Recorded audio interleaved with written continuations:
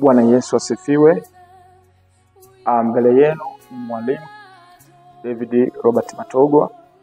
Nipo kwa ajili ya kupata muda huu mfupi mimi na wewe kutafakari neno la Mungu ili tuweze kupata faida ya mambo kadha wa kadha katika maisha yetu ya kimwili, lakini katika maisha yetu ya kiroho, sababu neno la Mungu lipo kutusaidia katika maisha ya ulimwengu huu wa kimwili, lakini pia kupata faida idumuyo katika ulimwengu wa roho.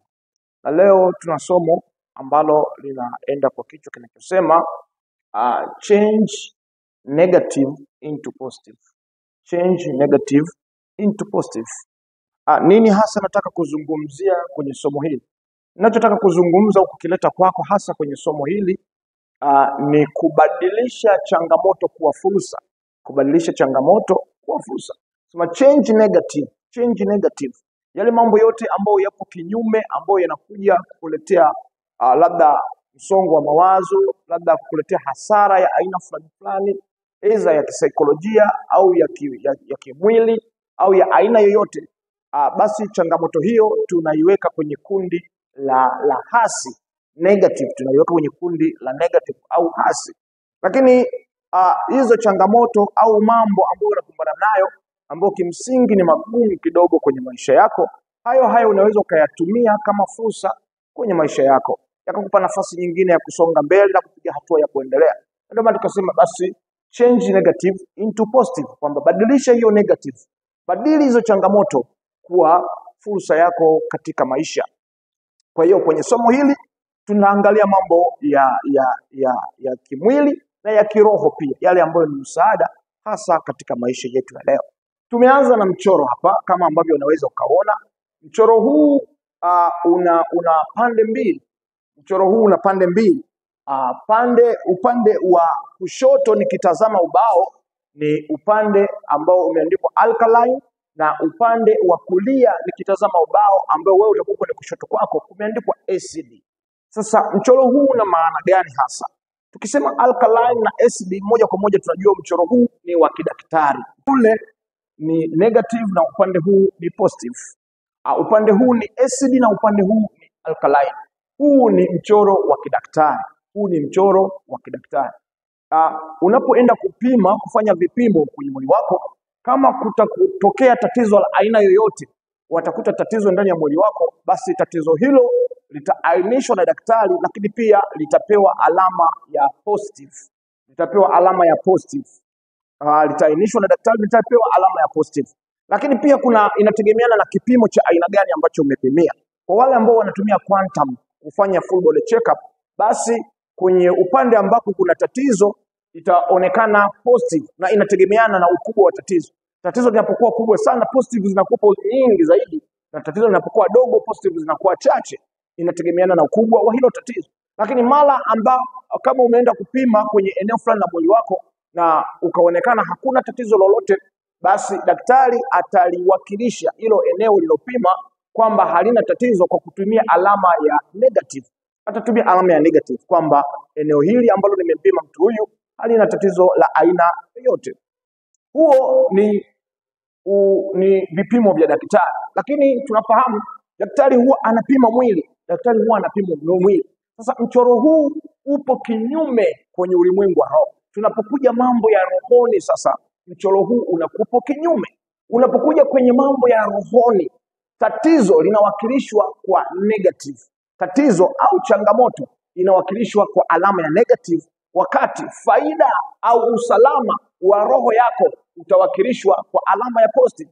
Kwenye ulimwengu wa roho ni vice versa. Kwenye ulimwengu wa roho positive ni faida na negative ni hasara au changamoto au tatizo au jambo fulani ambalo linaweza kusonga maisha yako likakupelekea kwenye hatari, basi litawakilishwa na alama ya negative kwenye ulimwengu wa roho. Kwa hiyo ulimwengu wa mwili na ulimwengu wa roho ni vice versa.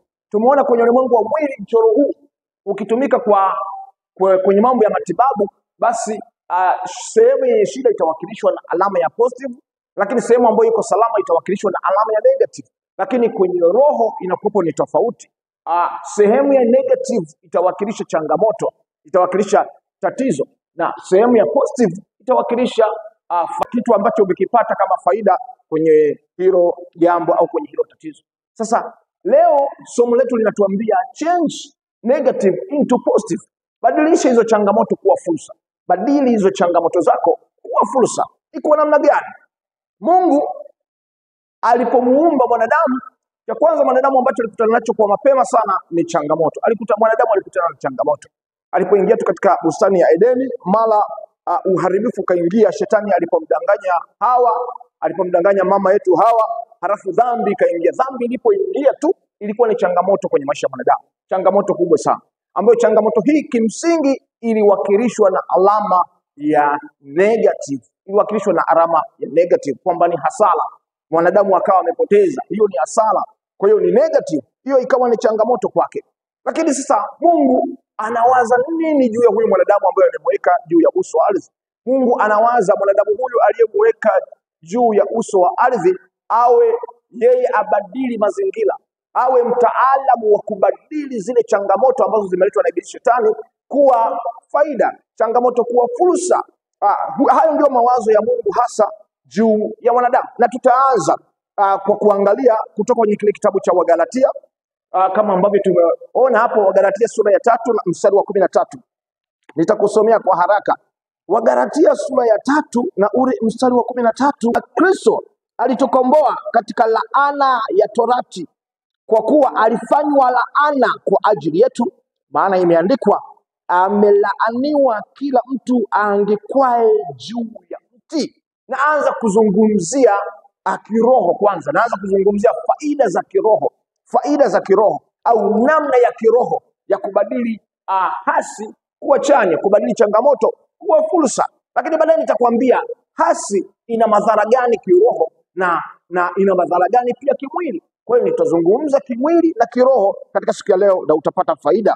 Na hapa anasema mwanzoni tafsiri ya msalaba ilikuwa ni laana.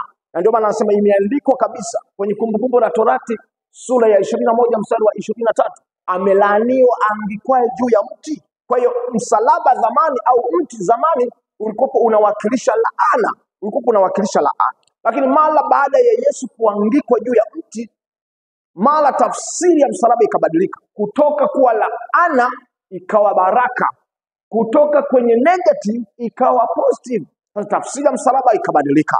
Tunajua msalaba inatumika kama alama ya ukombozi, hasa kwa sisi wa Kristo.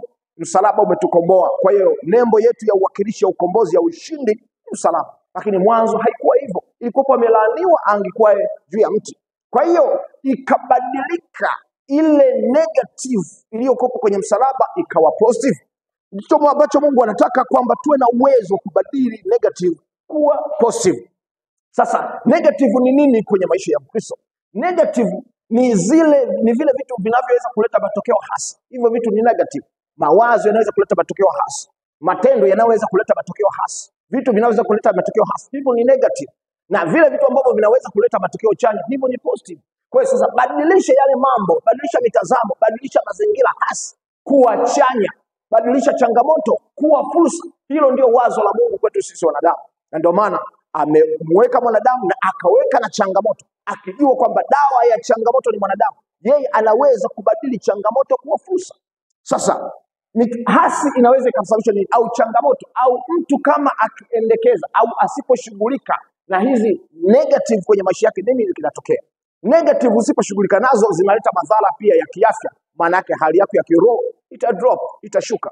Lakini pia hali yako ya kimwili pia inaweza ikashuka, kwa sababu haukushughulika vizuri na zile negatives zilizokuwa zinakuja kwenye maisha yako. Kwa mfano negatives za mawazo, umewaza mawazo mabaya, hujashughulika nazo hizo, baadaye zitakuletea matokeo ambayo si mazuri.